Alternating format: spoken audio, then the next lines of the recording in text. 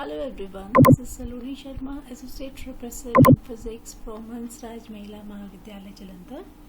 Today we are going to discuss about X-rays, and the order of the discussion will be what are X-rays and how they were discovered, what are the different methods for the production of X-rays, and then we will discuss in detail the different types of X-ray spectra. The X-rays were accidentally discovered in 1895 by German physicist Wilhelm Röntgen. While he was working in his lab with discharge tube, he made two important observations. Firstly, he found that the shadow of his hand was formed on the fluorescent screen placed in front of the tube. He also found that barium platinocyanide screen placed near the discharge tube began to glow. So, he concluded that some unknown radiations were being emitted by the discharge tube, hence he initially named them as X-rays. For this discovery, he was awarded Nobel Prize in 1991 and the X-rays were named as Röntgen rays. After the discovery of X-rays, many attempts were made to study their properties, and it was observed that X-rays are not deflected by electric and magnetic field. They travel in straight line with the velocity of light. They are highly penetrating and pass through many solids which are opaque to ordinary light. They produce fluorescence in many substances and also affect photographic plate. They can ionize the gas through which they pass, and they also eject electrons from certain metals on which they fall. They can even show the phenomena like interference and diffraction, and also produce secondary radiations like scattered X-rays, characteristic X-rays, beta rays, etc. So, looking at all these properties, it was concluded that X-rays are electromagnetic rays occupying the region between UV and gamma rays and have wavelength ranging from 10 raised to power minus 9 to 10 raised to power minus 11 meters. The X-rays having high energy are called hard X-rays, whereas the X-rays having low energy are called soft X-rays. Now we will discuss the production of X-rays. The principle behind the production of X-rays is that when a fast-moving electron falls on a target of atom having high atomic number, due to the force of attraction between the nucleus and the electrons get deaccelerated and emit radiation in the form of X-rays.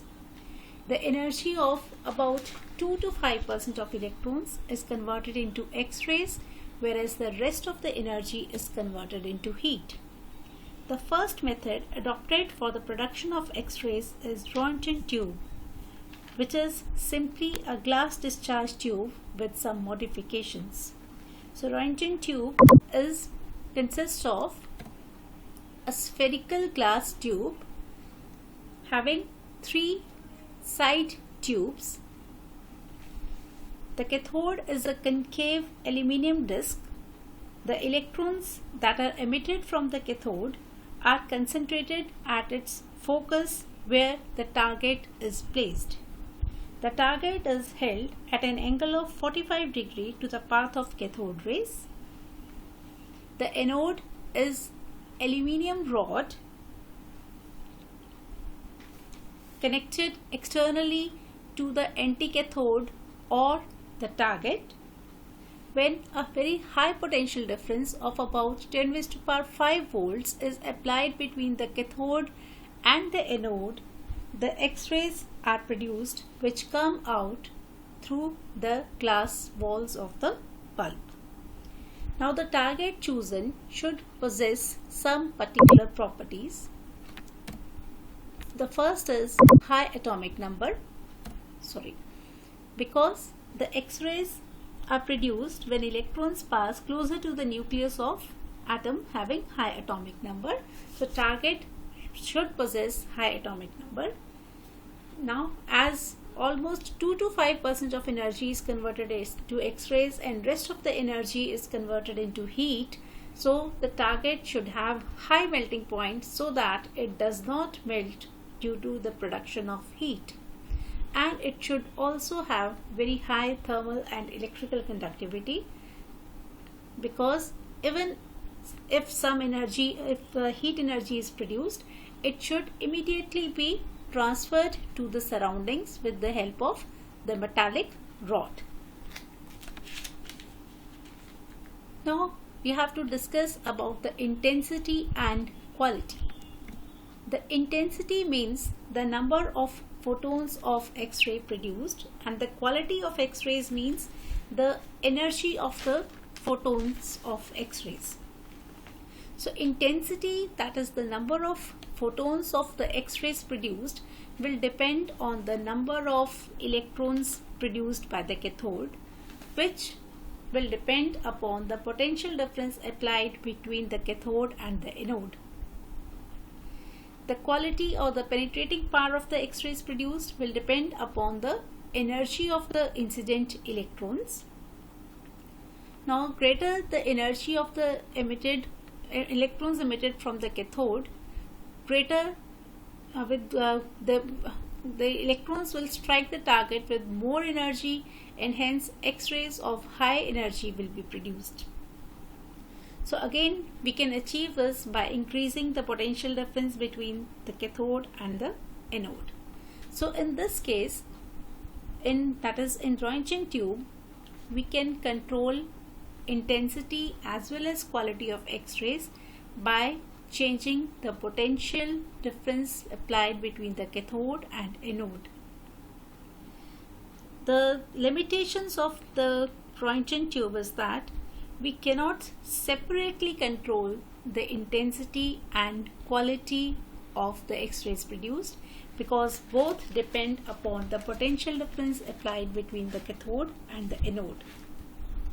Secondly, the potential difference to be applied is very high because it is of the order of 10⁵ volts, and if the tube runs by the reverse current, then the target will become negative and the cathode will become positive. So electrons will move with high energy from anode to cathode. Thus the amount of heat produced at the cathode may damage the cathode. So these are the three limitations of the Roentgen tube which were taken care of in Coolidge tube. So in Coolidge tube, it again consists of an evacuated glass tube containing a cathode and an anticathode, which is the target. The electrons are produced via the thermionic emission from white tungsten filament by applying low potential difference through a low tension battery. High voltage of about 50,000 volts is applied between the cathode and the anode. The target is again placed at an angle of 45 degrees to the path of electrons.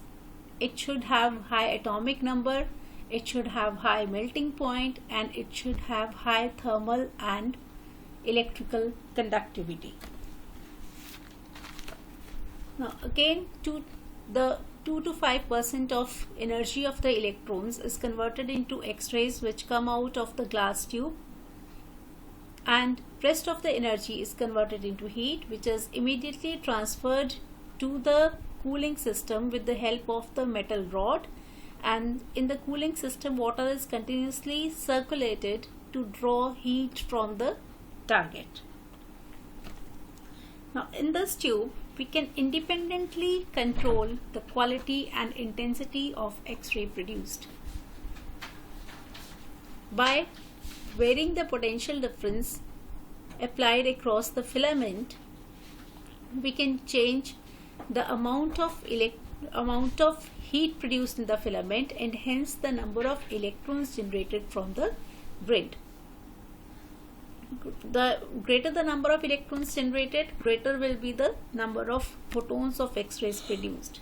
So we can see that by varying the potential difference across the filament, we can vary the number of X-ray photons produced.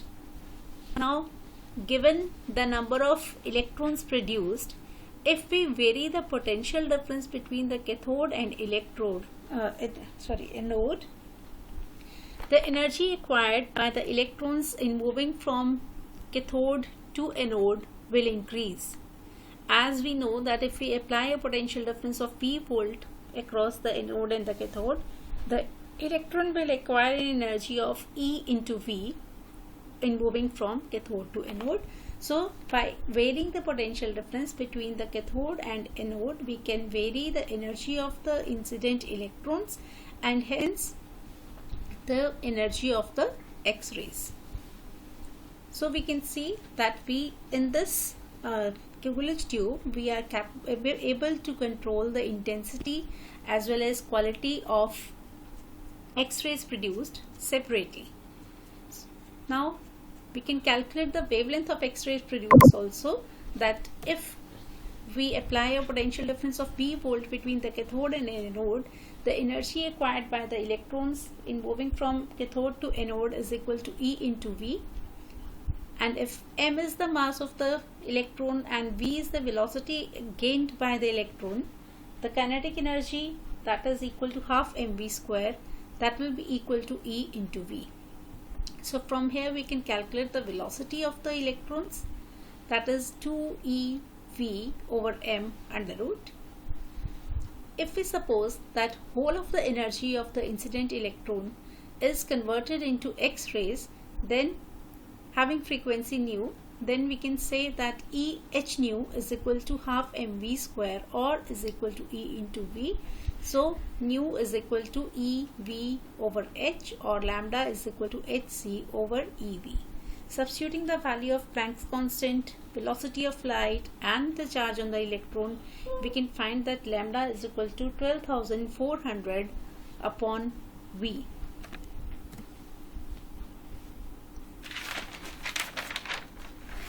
Now, in order to study the spectra of X-rays, fast moving electrons are made to fall on the target in an X-ray tube.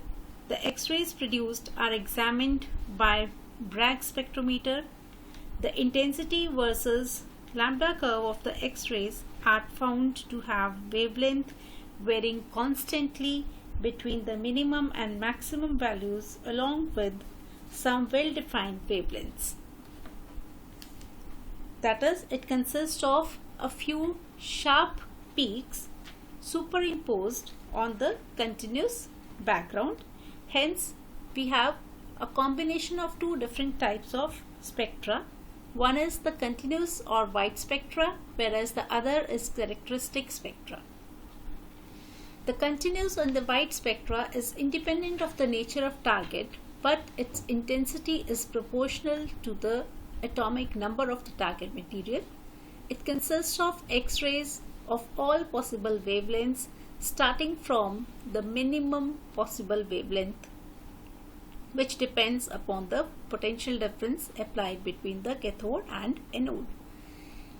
The characteristic spectrum consists of a series of bright lines superimposed on the continuous luminous background, and these bright lines in the spectrum, they are characteristic of the target. Now, talking about the origin of continuous spectra, the continuous spectra is produced due to the phenomena of Bremsstrahlung, that is, slowing down of electron while passing close to the nucleus of an atom having high atomic number.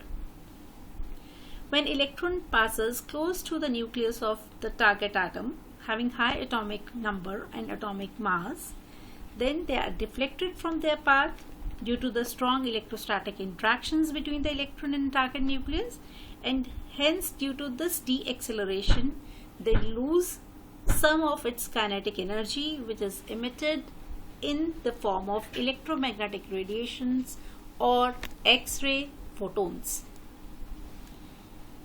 Now, if we suppose that the velocity of the incident electron is v, and v naught is the velocity of electron after it penetrates the atom, then the frequency nu of the emitted X-ray photons will be given by the formula h nu is equal to half mv square minus half mv naught square.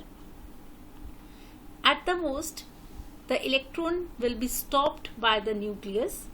That is, maximum we can have that velocity of the incident particle becomes 0 after it penetrates into the atom. So that means h nu maximum is equal to half mv square minus 0. So that is half mv square. So half mv square, h nu maximum will be equal to half mv square. Now if capital V is the potential difference applied between the cathode and the target, then the kinetic energy which was initially gained by the electron was equal to E into capital V. So we can say that E into capital V is equal to h nu maximum or hc by lambda minimum, which again gives us lambda minimum is equal to 12,400 upon V, where V is the potential difference applied between the cathode and anode. So this result is also supported by the graph between the wavelength and intensity emitted by X-rays for different values of voltage. So if we draw graphs between the wavelength and intensity of emitted radiation X-rays for different values of V, we find that the lambda minimum decreases with increasing accelerating potential. So just for 20 kilovolts, the lambda minimum is around 0.06 nanometers. For 30 kilovolts, it's 0.04 nanometers, and so on. The range of the continuous spectrum is independent of the nature of the target. The intensity of X-rays rises to a maximum at a certain wavelength, and then after that it gradually decreases.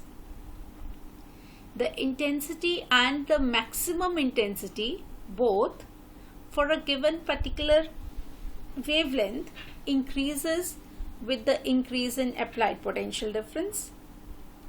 The wavelength corresponding to maximum intensity shifts gradually towards the lower wavelength side as the accelerating potential is increased.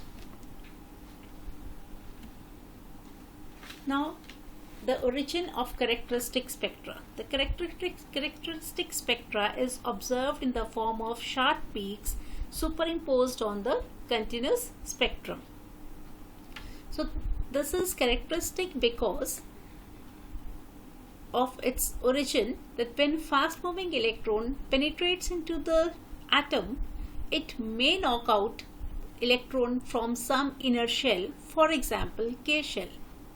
Now if the electron is ejected from the K shell, it may be filled by an electron from L shell or M shell or N shell and so on. As a result, when the electron from L shell jumps to fill the vacancy that was created in the K shell, the difference in the energy is emitted in the form of X-ray photons. Now since these energy levels of the orbits of the target atom, they are particular or characteristic of the given atom, so hence the energy of the photon emitted is also characteristic of the target atom. Now if the vacancy was created in L shell, so it would be filled by an electron from M shell or N shell or O shell and so on. Hence we get L alpha, L beta and L gamma lines. So we can have K alpha, K beta, K gamma, K delta lines. Similarly L alpha, L beta and L gamma lines and so on. Now another effect which is observed in case of X-rays is that when a beam of X-rays is made to fall on target matter, we have already seen that it emits electron from the shell, for example let's say K shell, which will be filled by an electron from L shell, producing an X-ray photon. This X-ray photon may, before coming out of the atom, it may knock out another electron with no energy left in the form of photon, and the process of emission of this extra electron from L shell is called Auger effect, and the electron thus emitted is called Auger electron. So we can see from this diagram that the incident photon, that is the X-ray photon, ejects an electron from the K shell. When the electron from L shell jumps into the K shell to fill this frequency, fill this vacancy, characteristic photons are produced. But this characteristic photon, in this diagram it is shown that before coming out, it knocks out another electron from the same shell, and this another electron emitted is called Auger electron. The Auger electron will have energy equal to EI minus EF, where EI is the energy of the atom which was singly ionized, and EF is the energy of the energy of the atom which is doubly ionized.